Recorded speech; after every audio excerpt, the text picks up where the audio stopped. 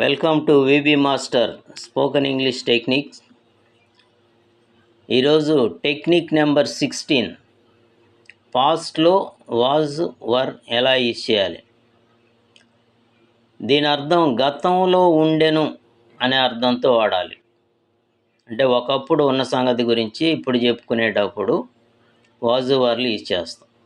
దీని formula subject plus was or were plus object. So according to the subject we have to select the verb.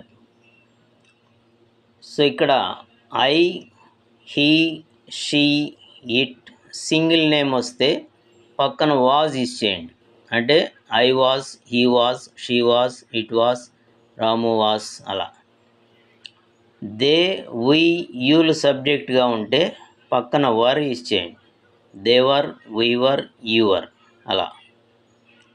So ఒక example చూద్దాం. Positive sentence, అతను నిన్న గుంటూరులో ఉండెను.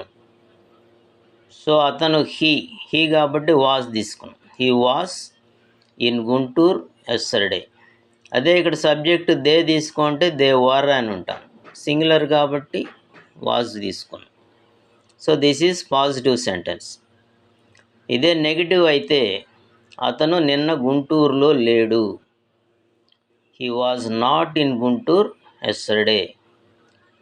QY yes or no type question. అతను నిన్న గుంటూరులో ఉండినాడా అంటే అతను నిన్న గుంటూరులో ఉన్నాడా. సో హీ వాజ్ తారుమారు చేస్తాం. Was he in Guntur yesterday. WHH type. అతను నిన్న గుంటూరులో ఎలా ఉన్నాడు.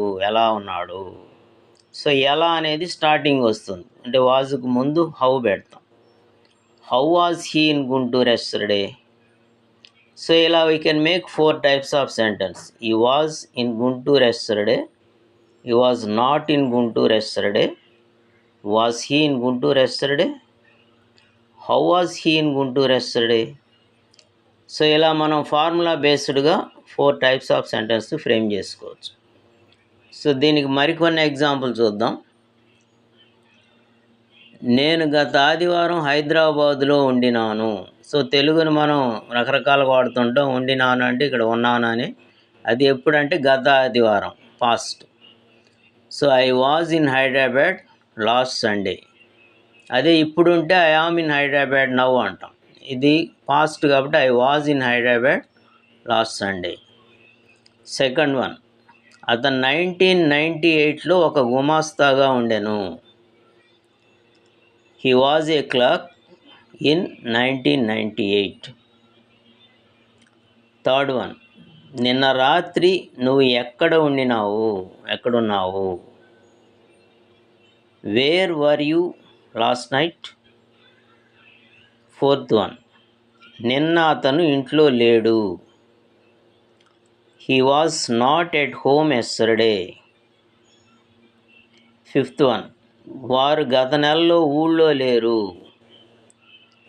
They were out of station last month. Sixth one, 2 రోజుల క్రితం ఆమె ఎక్కడుంది. Where was she 2 days ago. Seventh one, వారు నిన్న తీరిక లేకుండా ఉన్నారా. Were they busy yesterday. Eighth one, నిన్న సాయంత్రం అక్కడ ఎంతమంది విద్యార్థులు ఉన్నారు. How many students were there yesterday evening. Ninth one, నిన్న సెలవా. Was it a holiday yesterday. 10th one, ఆమె 7 గంటలకు అక్కడ లేదా. Was she not there at 7 o'clock.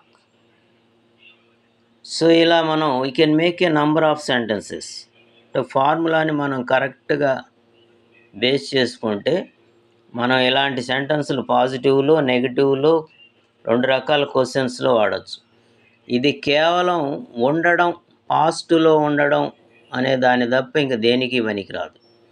కాబట్టి వాజువర్లకి కరెక్ట్గా మనం ఏ మీనింగ్తో వాడుతున్నాము అనేది క్యాచ్ చేస్తే we can make a number of sentences.